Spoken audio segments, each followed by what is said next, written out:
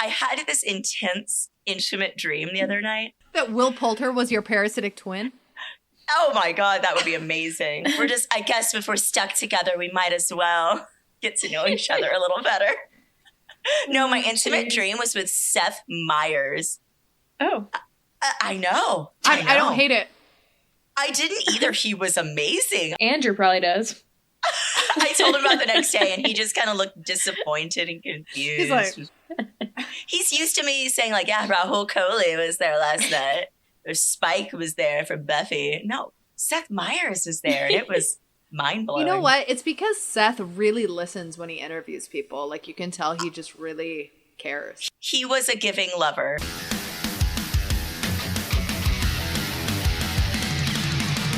Fill me up with a barrel full of monkeys, as I hate being bored, I hate being bored. Look me up, cause I'm such a junkie. Every day all I want is more. So entertain me right now. So entertain me right now. Hey everybody, welcome to the Pop Culture Junkie podcast. I am Hayley, here with my fellow junkies, Nicole. Shauna. And it is so good to be back with you guys. What's new? What's poppin'? Give me the hot goss. What's going on in your life? Oh my God, I don't have any hot goss right now. Like, no tea? Nicole, is there any good tea right now? I feel like the Selena thing kind of fizzled.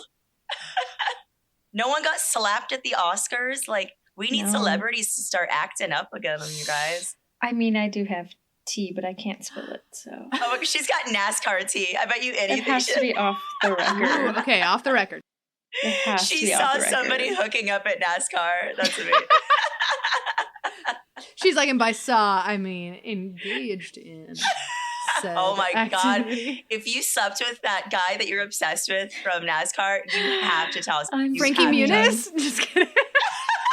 If you fucked Frankie Muniz, you are contractually obligated by Pop Culture Junkie LLC to tell our listeners. Oh my gosh, now he's never coming on our show. No, actually my driver's hurt. He got hurt in a snowboarding accident, so he hasn't been racing the past few races. So there's no way he could have sex with you when he's hurt? No, probably not. He broke his tibia or fibula, whatever your shin bone is. So that sounds awful. Oh man. Yeah, but yeah, off the record. We'll tell you later. Okay, well, I'm interested. Okay, I'm intrigued. All right, well, on the record, let's talk about what we've been watching. There hasn't been a lot of hot goss, but there's been some pretty good shows and movies. So what have you guys been watching that you can review? Okay, so after Brendan Fraser's Academy Award for Best Actor from The Whale, my husband and I decided to watch it. What a depressing movie. I mean, I guess I went into it thinking, okay, this is going to be a depressing movie. The main character, Charlie, just remains positive throughout the entire film. Almost too positive.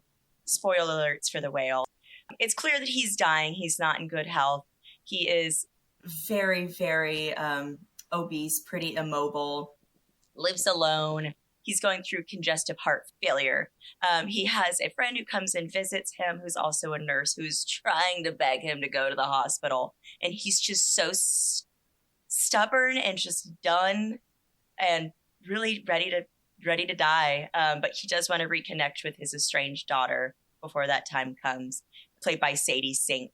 Her character is, God, you're just quintessential teenager you want to slap across the fucking face. She is such a little bitch in this movie. She is, oh my God. I mean, and she's made out to be like, her mom calls her evil. And he's just so like, she's not evil. She's brilliant and special and like just so misunderstood. And I was on team, no, she's evil. Until like the very, very end. I know there's some controversy around the film and that the use of the prosthetics and fat suit on Brendan Fraser. I guess I don't want to comment too much on that. I don't want to put myself into those shoes. I don't know. I'm going to leave that up to people. And I believe what you say when you say it, that it's inappropriate, you know, like but I thought it was amazingly well done. I thought his character was really nuanced.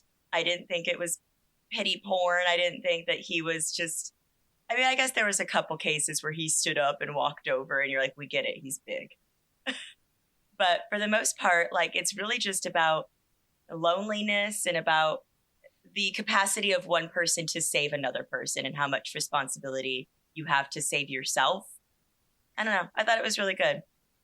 Yeah. I mean, it was depressing as fuck, but it was good. Interesting. I watched a whole hour-long roundtable discussion with all of the actors who were nominated for Best Actor at the Oscars, and they were asked questions, and they kind of were just like discussing things, and it was deceptively interesting to hear their different approaches, especially because all of the movies were so different and all of the roles were so different. But Brendan Fraser talked about how The Whale was based on a play, and the playwright was kind of writing a little autobiographically in the beginning because he was a gay man who struggled with obesity when he was younger, dealing with depression and a lot of different things. And then that kind of sprouted into the story that he told. And so I think in some ways, knowing that, it brings a little more authenticity to the story, I guess. But I haven't watched it yet. I want to. I definitely recommend it. I didn't see him as just like a caricature of a, quote, fat person or a caricature of a gay person. I mean, he grieves the loss of his lover. He grieves the life that he left behind and what could have been. I mean, it definitely shows him struggle with food addiction, and not in a way that you're supposed to be watching it thinking, oh, ew, like, this guy's so sad and pathetic. Not My Strange Addiction. No, it's like, it's sad if you were watching anybody struggle with an addiction in film. But he's just such a positive and goofy guy throughout the movie. His friend comes over and they giggle together, and like, he just genuinely wanted to have a beautiful life, and depression got the best of him. And Brendan Fraser is just, he's so good. I'm so here for the Brendan Fraser renaissance, you guys. What an authentic man. What about you, Nicole? I'm trying to think. I don't think I have been really watching anything new. I've been keeping up with March Madness. That's more in my realm right now. Keeping up with women's and men's. Arizona got knocked out so early. I know. I had a bracket going. We had brackets at work. I had Arizona going all the way, literally winning the whole thing, and they were knocked out the first round. So my bracket was just done that first day, which, I mean, I'm not complaining, but I'm glad that they were done. But it was heartbreaking seeing my bracket just completely demolished after that game. But when U of A is in something and ASU isn't, I'm from Arizona. I root for U of A. I mean, like, it feels dirty, but like, I'll be like, all right, this one time I'll root for you guys. Yeah, I don't know. ASU was in it, but they lost. They had a play-in game. They won that. So then they got into March Madness, but lost that game against TCU, which, I mean, I was expecting, but it was a really good, close game. I was sweating the entire time, but that's okay. But that was just the meat sweats from all the hot dogs she's eating. Exactly, literally. And then there was another good game that I just watched. It was Miami, Indiana women's basketball, and Indiana's ranked number 1. Miami's ranked number 9 at the time. I was at Indiana's gym, and Miami had to lead the entire game. Indiana did not lead the game once, and Miami ended up winning, and the last 10 seconds of the game were so intense. Like, Indiana was down by 3. They scored a 3 to tie it 68-68 with like 10 seconds left. Those are my favorite kind of games. I know. Oh. Miami ran the ball down. They scored a 2-pointer, and then with like 3 seconds left, Indiana got the rebound and just went. The girl lost the ball, and the buzzer buzzed, and they lost. Wow. And I was so happy. I was really rooting for Miami because there's 2 girls on there, the Cavender twins. If I'm mispronouncing their name, I apologize. But they're big on listening. TikTok. Yeah. They're big on TikTok, and they're so cute. They're so pretty. No. So I'm rooting for them to go all the way. But I really like LSU's women's basketball team because of their coach. I don't know if you've seen videos of her going around, but her style, like if you look up LSU women's basketball coach and you see her outfits for game day, they are on point. Please look her up. She's literally a queen, and I am obsessed with her. I'm That's obsessed awesome. with her, and I want them to win the whole thing just because of Ooh, the that coach. pink pantsuit. She's a queen. I want a good pantsuit so bad. Right? Literally iconic. Dude, I love this. Do you have her Okay, name? I don't know her that's name. hilarious. Kim Mulkey? Oh my- Is that her? Okay. Yeah. Yeah. Yeah. Kim She Mulkey. looks like if Hillary Clinton was a basketball coach and wore wore more sequins on I her was totally pantsuits. thinking like Jill Biden. She looks Yeah. She reminds does me look of like Jill the. Biden. Oh my god, Oh my I'm gosh, screaming. That's awesome. She reminds me of the old women's basketball coach, Carly Lloyd, or Charlie Lloyd. I forget her name, but she looks really identical to her. And I thought it was her funny. at first when I saw her going around. I was like, no way she's becoming famous right You know what, now. though? You need that kind of swag in Dude. Louisiana. You Like, do. you can't roll in. Absolutely.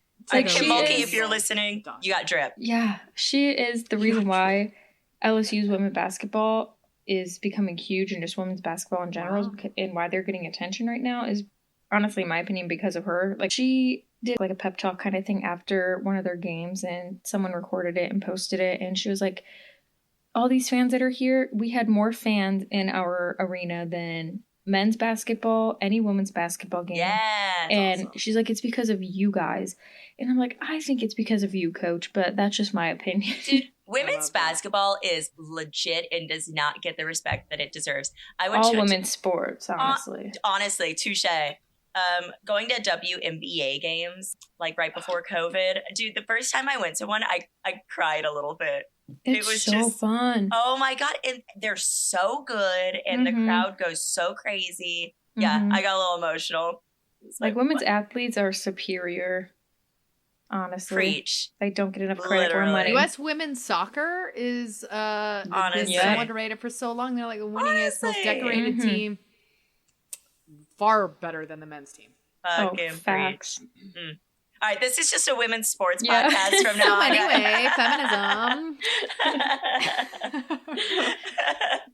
What have you been watching, Hayley? That's awesome. Well, I've got one pop and one drop. Which one do you Oh, want I love a first? good drop. Okay, Okay, let's let's do start with it. the drop. Okay, pop. Oh, Pop? Oh. Drop. oh. You do you, Pop, Hayley. lock it, drop it. Pop it. All right. Okay. I'm going to start with the drop. Hold on.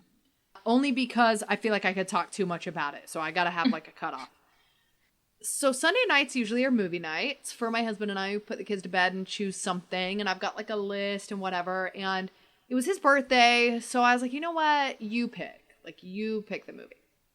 Porn. And he was like, I really want to watch that Babylon movie. So if you're unfamiliar, Babylon, Oscar nominated for, not for Best Picture, it's for like soundtrack or something.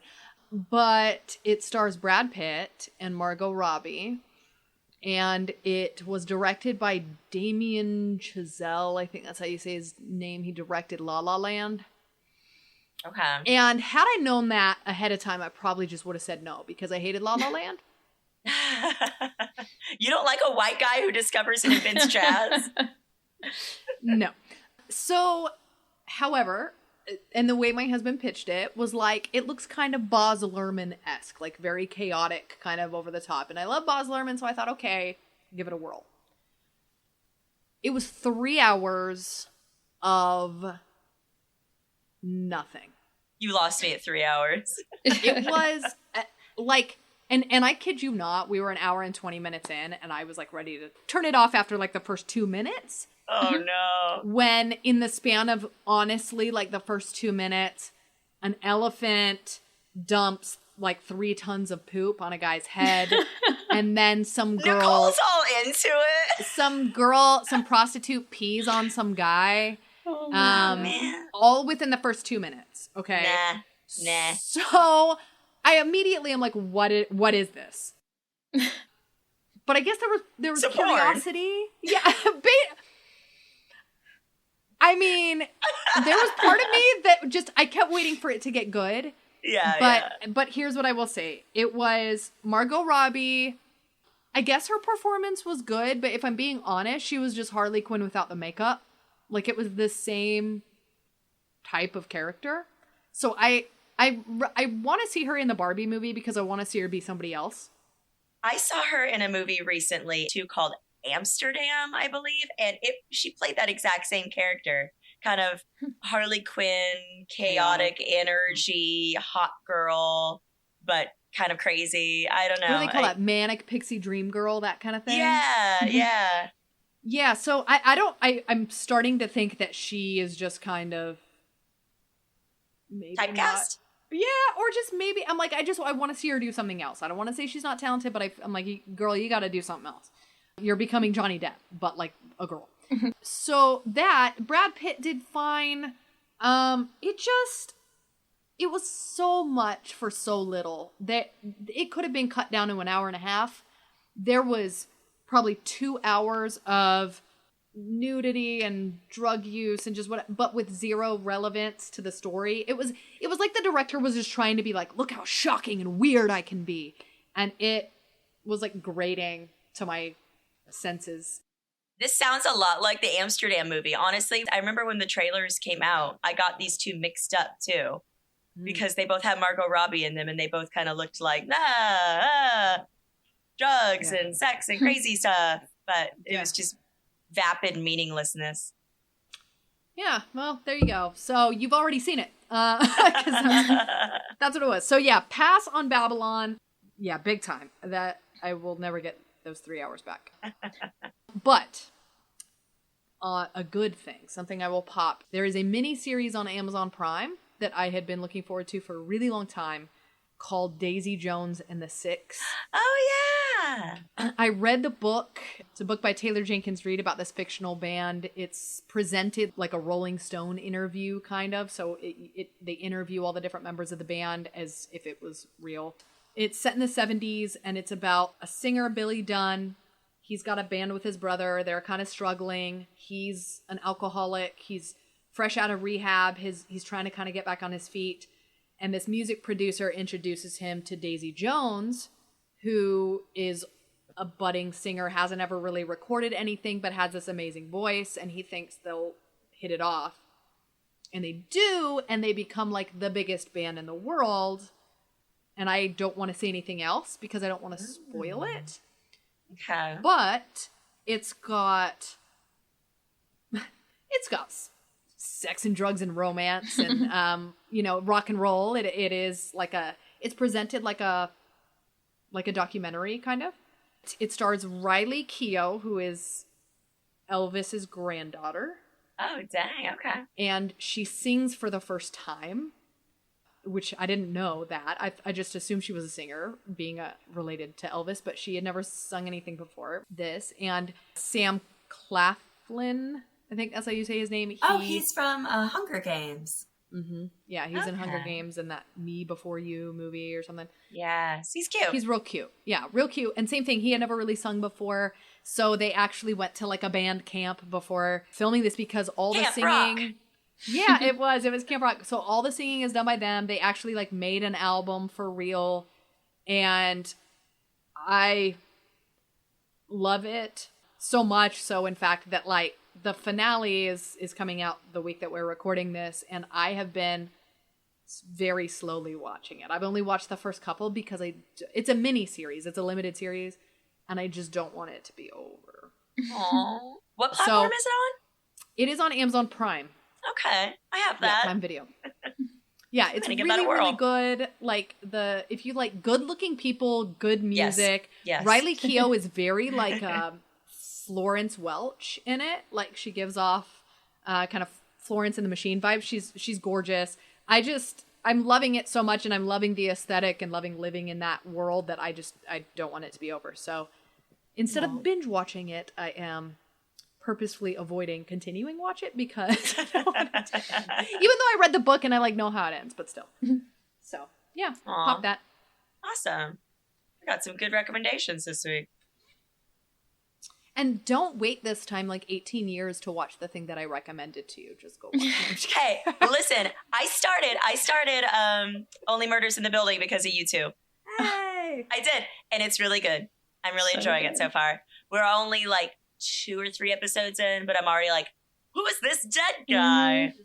Yeah. Awesome. So good. Yeah, Selena posted cute pictures of her in a wedding dress with I know Steve Martin and Martin Short. I know. I'm curious. What's going on in this season. I know, and I follow her on Instagram, and I'm like, should I unfollow her while I'm catching up on the show? I'm like, nah. Do you think she would notice if I unfollowed her? She's got 400 million followers. 100%. She will. She slides into my DMs. What the fuck, Shauna? What did I do, bestie? What did I do? Sorry, Team Hayley. Never. Not in this Nice house. callback. Nice callback to our last episode. Yeah. Nice callback. You got to listen to our last episode to know what Nicole's talking about. We're not talking Team 30 Nerdy and Thriving. Everyone's already on that too.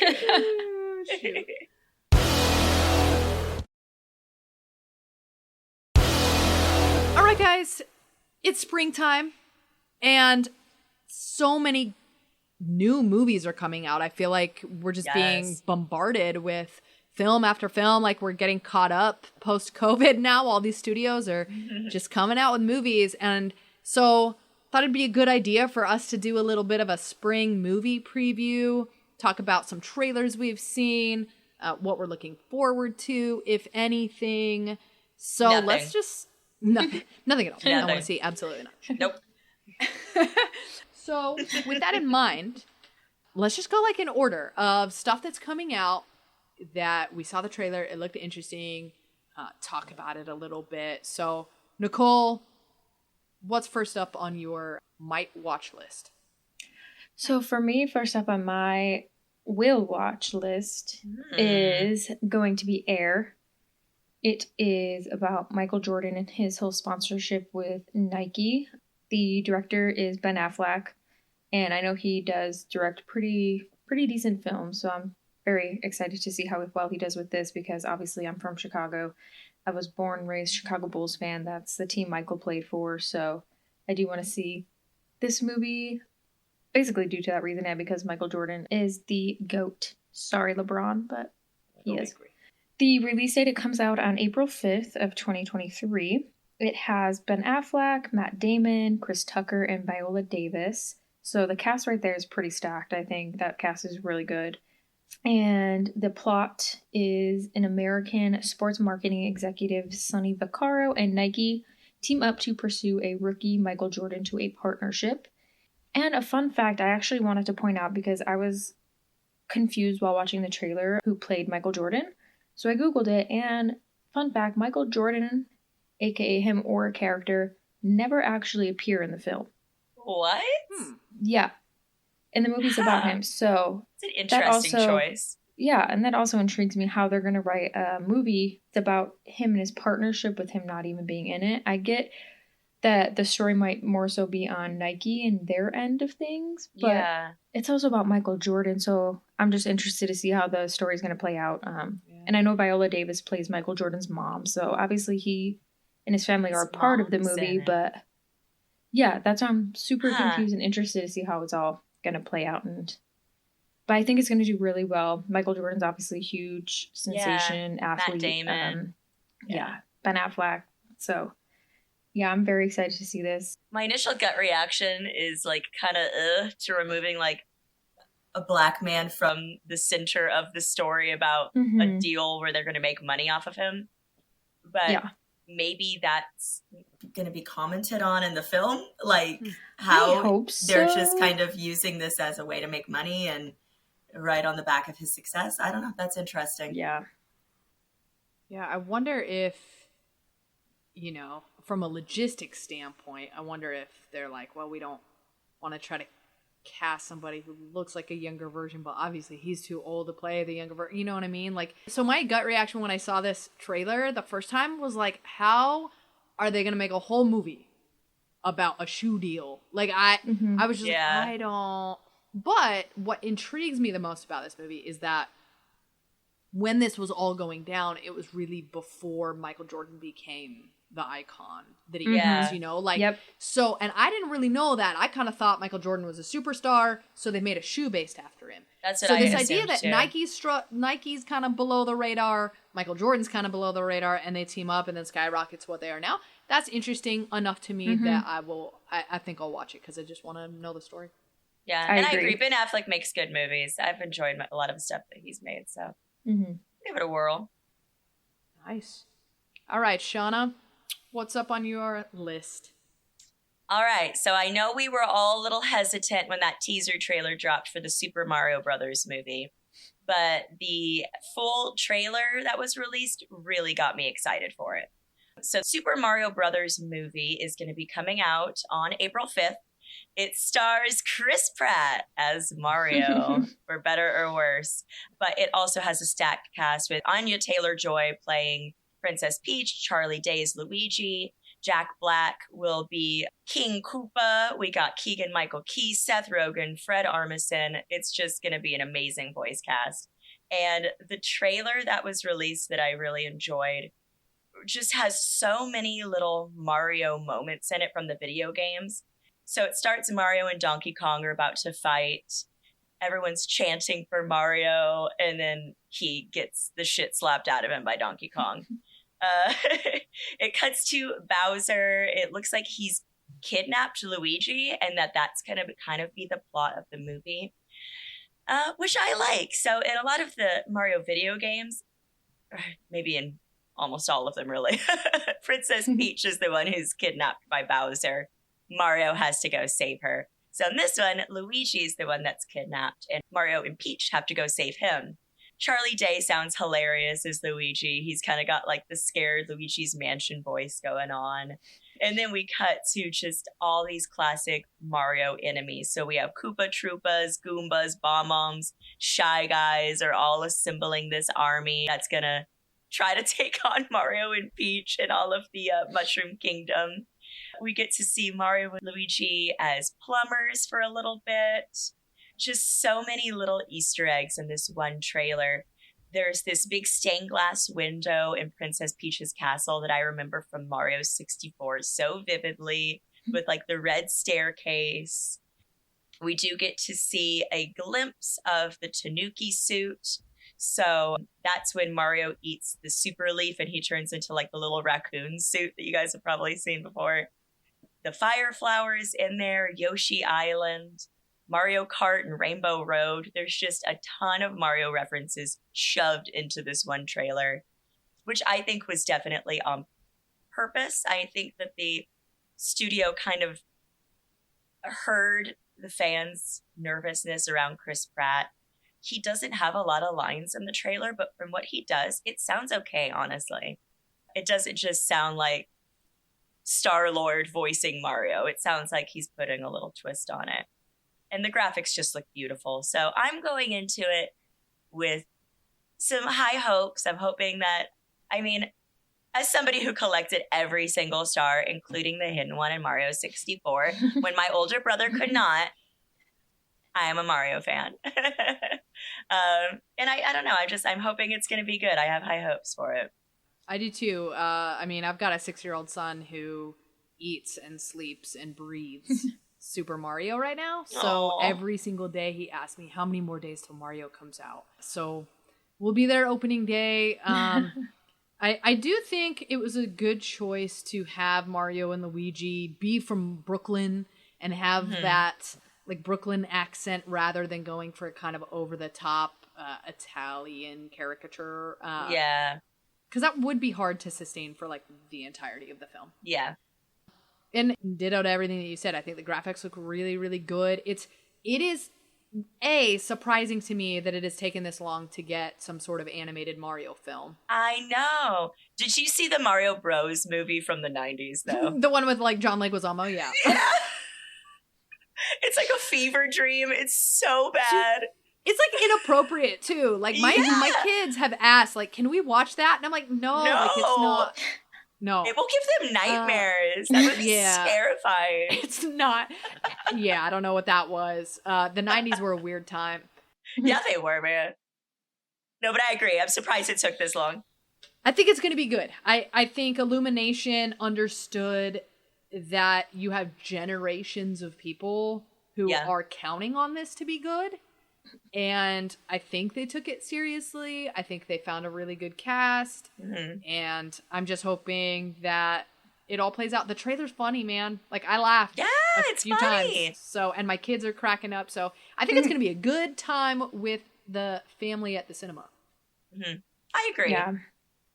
I hope so. I think it's going to bring a lot of adults back to their childhood. Yeah. Which will definitely make people happy. I know when I was watching the trailer, and I know you mentioned Rainbow Road. That was one of my favorite tracks on Mario Kart, and I was very successful at it. I know a lot of people couldn't really handle that one because there was just no borders at all. You would just fall off. I learned how to maneuver on Rainbow Road, and I was a champ. So I was so excited to see that part. I wish I still had my Wii so I still could play Mario Kart, but I'm really excited. We played it on Super Nintendo. Oh, wow. Like old school. Did it come out on Super Nintendo? N64 was the first time I remember playing Mario. Yeah, we played it on Super Nintendo a lot, aging myself here. And then moved to the N64 when that came out. Yeah. It's just, and that's that thing. It's like every generation has played Mario Kart and knows what Rainbow Road is and knows who these characters are. So it's going to bring world peace. It's going to bring world peace. Dude, it could, man. Could you imagine if we could just all get together and play like one giant game of Mario Kart? Just settle everything, man. Kumbaya on Rainbow Road. All the countries get together. And I know I could kick Trump's ass at Mario Kart. I just know I could. With his little hands. Dude, imagine being able to like throw a shell at freaking Justin Bieber or something. Oh, man, that'd be great. I love it. It's awesome. All right, well, my first one is a movie called Paint. It comes out on April 7th, and it stars Owen Wilson, Wendy McLendon-Covey from like Reno 911 and The Goldbergs, and then also has Stephen Root and Michaela Watkins. And it's funny because this trailer actually confused a lot of people because they thought we were getting like a Bob Ross biopic.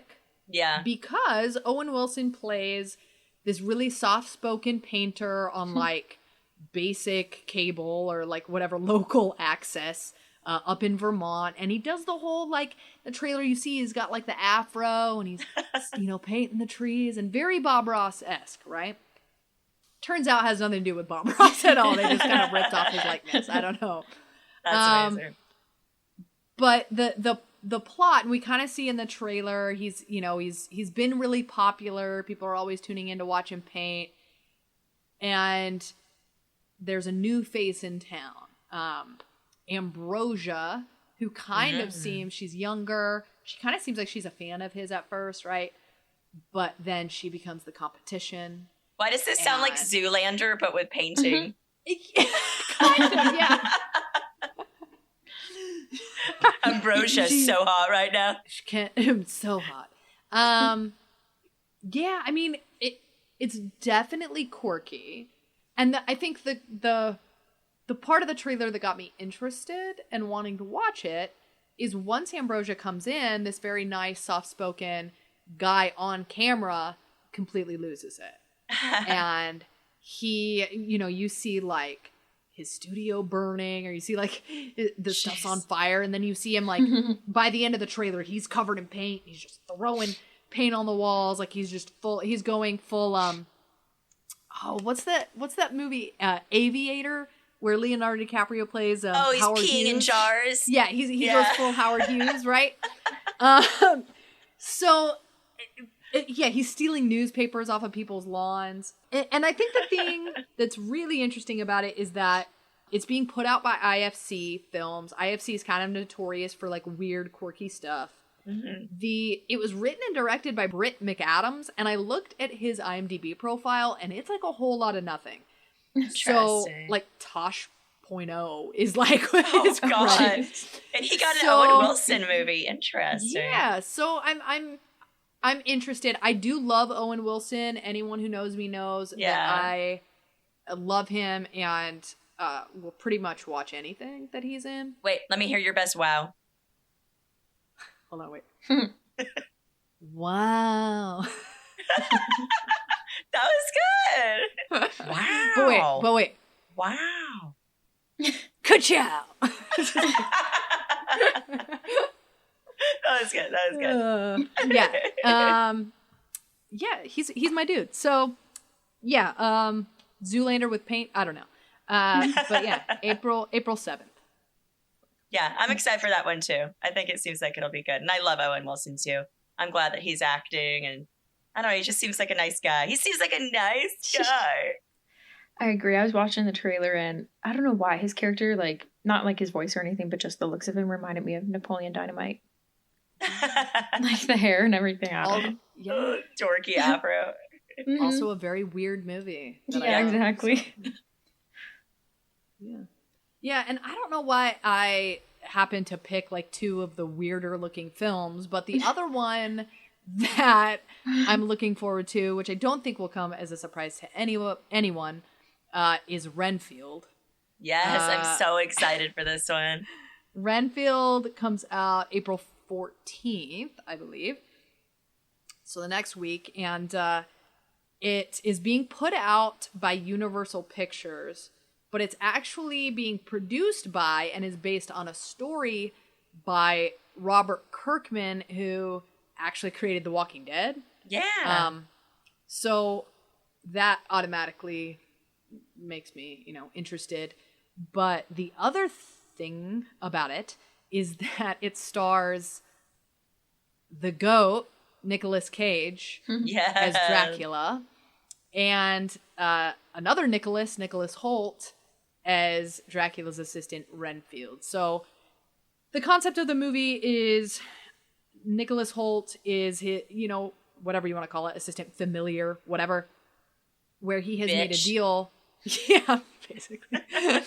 He's made a deal with Dracula that Dracula has given him powers and abilities to be able to do all these amazing, incredible things and fight and flip. And we don't know what all he can do quite yet. But in exchange for those powers and abilities, he has to basically get victims for Dracula. But when we get into the movie, Renfield is, like most of us, just quiet quitting. He doesn't want to do it anymore. Yeah, he doesn't want to do it anymore. And so he's trying to find his way out. And we see in the trailer that that's not so easy, and that Dracula makes his presence known and lets Renfield know that he is not going to be getting out of his job. So I'm really excited. Nicolas Cage has said like he would have normally turned down any sort of like already established character like a Dracula, except for the fact that Dracula is like one of his favorite characters, and he has always wanted to play him. And we all want to see that. We all want to see Nicolas Cage's Dracula. Come on. And that he liked that it's comedic. Awkwafina's in it too, so it's definitely going to be a comedy. But it's rated R. It's good. There's horror. It's elements to it. But it looks really funny, and I have loved Nicholas Hoult ever since he was a little kid in About a Boy with Hugh Grant. Too. I have loved him. Like, my gosh, I'm so glad that he is getting all these like amazing roles, because I feel like he really deserves them. Really good in The Menu. His character is just so grating but amazing. I don't know. I really like him too. I want to see him in more stuff. Yeah, he's got a good face.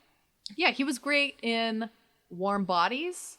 I love Warm Bodies. Underrated movie, and then of course X-Men when he was Beast in the X-Men movie. So yeah, I love him. Looking forward to Renfield. If we go, I say we go as a pop culture junkie group, but that's just me. God, let's do it. I'm down. That would be so fun. We should do all of these as a pop culture junkie group. Side note, too, the Renfield is directed by Chris McKay. And again, when IMDb looked at his credits, his directing credits are the Lego movies. Wow. It's okay. Listen, that first Lego movie was good. They're Shit was funny, good. dude. Yeah. So Chris Pratt, man. You can't. There's no escaping Chris Pratt. I know, and I wouldn't hang out with the guy, but he makes fucking good movies, man. Speaking of, I know. Okay, is it my turn again? Yeah. Oh my god, and that's so funny. I didn't go into this meaning to choose two Chris Pratt movies.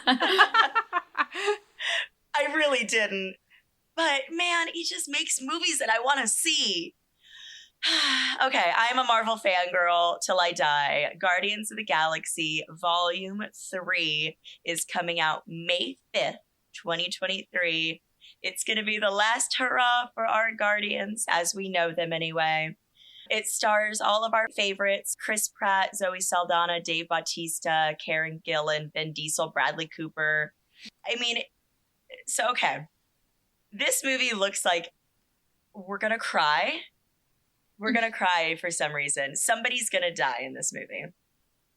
It starts off with Peter Quill's talking about his life. You know, my name's Peter Quill. I formed the Guardians. I fell in love with a girl, but then she died. But then she came back as a total asshole. And then it cuts to Gamora, but it's not the one that he's known and loved and had this relationship with. It's the one that we saw in Endgame that came from the past and is now in the present. I don't know. I guess we'll see how she ends up joining their squad somehow, because she kind of seems like she's still evil in Endgame a little bit. So we get a peek of Adam Warlock in this trailer, who's going to be played by Will Poulter, who got hot out of nowhere. Oh my God. Like, he went from like really dorky looking actor to like smoke show real quick. I don't know. It's all the gold body paint that he's wearing in the trailer. Dude, I don't know. Like, look up pictures of him shirtless. I was all like, he's hot all of a sudden. Shauna's Google search. Dude, please. My Google search is disgusting at any given point in time. It's just like pictures of parasitic twins. Don't look that up. I'm sorry. Don't listen. Don't look that up.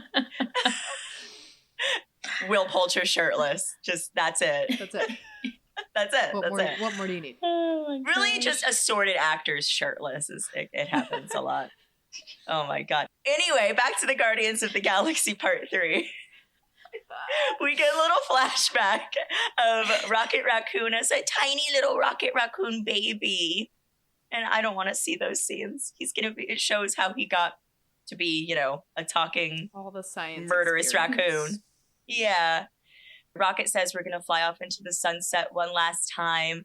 There's this scene of the Guardians all in matching jumpsuits and they're carrying Peter's body. But then in a different scene, he's screaming very emotionally. Uh-huh. My money is that Rocket's going to die in this movie, which stop. I don't want people or raccoons to die.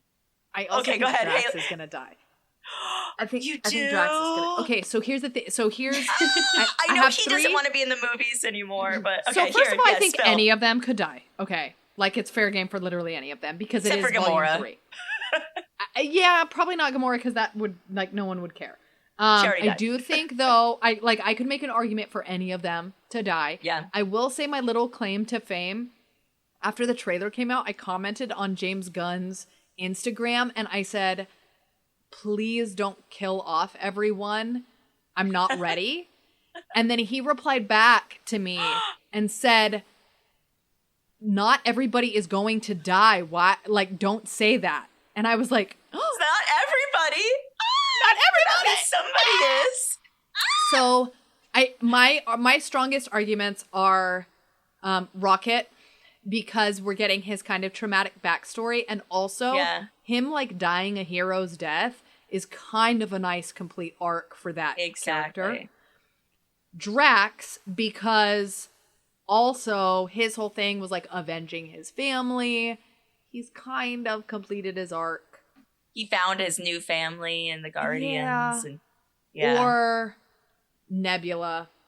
Because also similar type of thing, big redemption, help save the world with the Avengers. She what obviously if Mantis dies? I'm sorry. Okay, I don't think Mantis is gonna die, only because in the Christmas special there's this big reveal that she's Peter's sister, and I feel like that would be super effed up for him. Yeah, you need to explore that for sure. Yeah, like I think Peter and Mantis might be the only two, and Gamora would be the ones that I think are safe. And Groot, because he kind of died in the first movie too. Yeah. Okay. Oh my God, I don't want any of them to die. I know it's the last Guardians movie, but I'm hoping that we'll see these characters going forward in other movies, or that they'll show up in the Avengers movies in a couple years in some capacity. I know that Dave Bautista is done playing Drax. Like, he stated it publicly. He doesn't want to really take his shirt off and do the body paint anymore. So that's, reason enough for him to die. Like, Bradley Cooper, you get in there and voice a raccoon once every couple of years. Like, you're fine. You don't need to die. I don't know. But I'm really excited for this movie. I'll watch anything Marvel the weekend it comes out. Shut up and take my money. I'm sold. All right, Nicole, last but not least, final film trailer. The movie I think I'm very, very excited to see is called Strays. Oh, yeah. It was directed by Josh Greenbaum. Has a really good cast in this movie as well. Stars Will Forte, Will Ferrell, Jamie Foxx, Isla Fisher, Randall Park, and Sofia Vergara. Comes out June 9th of this year. It's by Universal Pictures. The plot of it is that abandoned on the mean city streets by his lowlife owner Doug, a naive but lovable dog named Reggie falls in with a fast-talking, foul-mouthed Boston Terrier and his gang of strays. Determined to seek revenge, Reggie and his new canine pals embark on an epic adventure to get him home and make Doug pay for his dirty deed. Aren't they going to, bite his dick off? Yep, exactly. So, and then here, I'm just going to read my little trailer review. This one's a little long, so just bear with me. We're here for it. We're here for it. So a dog, Reggie, is a very happy, outgoing dog who loves his life. His owner, Doug, is not really a fan of Reggie, but Reggie loves him anyways. Doug and Reggie will go on car rides all the time, and Doug will throw a ball out of the back of his pickup truck in hopes that Reggie will run after it and never come back home. But Reggie's really smart, and he will run after the ball, and he eventually finds his way back home, and when he drops the ball at Doug's feet, Doug says the F word, and that's when Reggie knows that he's won the game. And then the time comes where Reggie ends up becoming a stray because he just doesn't go back home after one of the times, and he comes across a pack of other stray dogs, and they all become really good friends. And then Reggie finds out that it's actually really fun to be a stray dog, that you have all this freedom in the world. You can do absolutely anything you want, pee on anything you want, go do whatever you want, and not get in trouble for it. And then he says he wants to go back to Doug's place, and all the other dogs become super shocked, asking him, why do you want to do that? And he's like, because I want to go and bite his blank off. I'm keeping it PG. Really? At this point in the episode? How many F-bombs have I dropped? And the other dogs are really... I love you guys so much.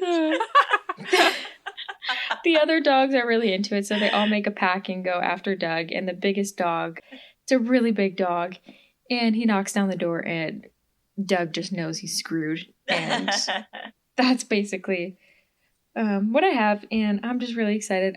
Shauna, fair warning, I don't think any of the dogs die in this movie. When I was watching the trailer, I think all these dogs are probably safe. They're going to get into some shenanigans. I think they might do drugs at one point. As they dogs do are mushrooms. Wont to do. They do mushrooms. Oh my God, Mushroom Dog. It's the sequel to Cocaine Bear. They eat the mushrooms because they're like, oh, what's this? And they're like, oh, it looks like food. It's food. So they eat it, and at the end, they're like, oh, yeah, just all faded. So that part looks funny. So I'm really excited for this film. I believe it's rated R because of the language and stuff, but yeah. Raunchy really dog good. comedy. I'm here for it. I'm here for it. I know. And then Will Ferrell plays Reggie, so that should be good. I just kept thinking, please don't show this trailer on Hulu or something between episodes of Teen Titans, because my kids are going to be like, movie, and I'm like, it is not. I feel like they know better if it's rated R. Yeah. You would hope. It's like that Sausage Party movie. Oh, it's about talking food. Oh my God. Yeah. Or Team America World Police, right? It's oh my God. It looks so family friendly. I remember watching that movie with my brother when we lived at home, and we watched it in the living room TV for some stupid reason. And my parents walked in, and they were doing the AIDS musical. Yeah, and that's how the movie opens. And my mom is like, what the hell are you watching? Turn this off. And we're like, I'm sorry, I don't know. Oh, dude. Okay, I gotta tell you this side story real quick. So I worked at the movie theater when that movie came out. There were 2 movies that came out when I worked there. I'm 16, very young and naive and innocent. And Team America is in the theater. And so is this movie Closer with Jude Law and who is it? Like, I think it's Kate Winslet and maybe Clive Owen and Julia Roberts, I think. That sounds about right. And the movie it's basically just about them all like shagging each other and whatever. And fighting about it and then switching and shagging the other people. Anyway, my job at the movie theater at the time was the person who like walks, you walk in and you walk up the rows and you make sure that no one underage is in a rated R movie and you... Is that what they're doing? Making sure no hand jobs are going on? Like... Yeah, you're kind of just... and then you also like have to kind of get an idea of like how full it is and whatever, right? So that's my job. And you're kind of in the theater for like a little while. And I walk into Team America and I'm like, my ears, my eyes, naked puppets having sex on the screen. What is this sex movie? in lots of positions. Dude. It's graphic. And then same thing, I go sex. into the Closer movie and they're just like graphically describing the sex that they just had. And I'm like, this would disappoint my parents. I don't know what to do. But then, of course, being 16, I'm all, what if I stay a little longer? But what if I just had to check in this seat and just sit down and watch? Gonna learn today. Hayley's sexual awakening was puppets.